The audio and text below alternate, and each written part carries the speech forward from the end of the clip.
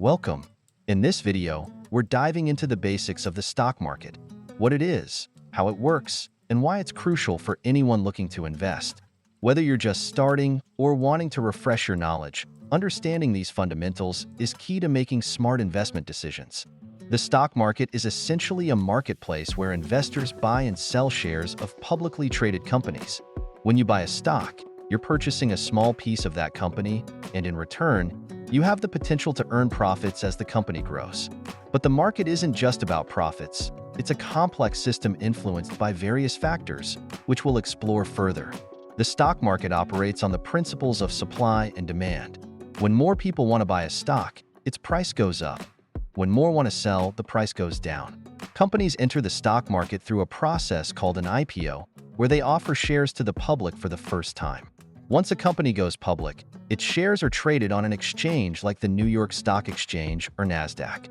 There are two main types of markets in the stock market, the primary and the secondary markets.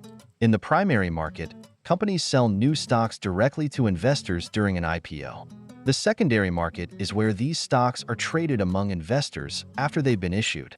Essentially, the primary market is where shares are born, and the secondary market is where they live and change hands.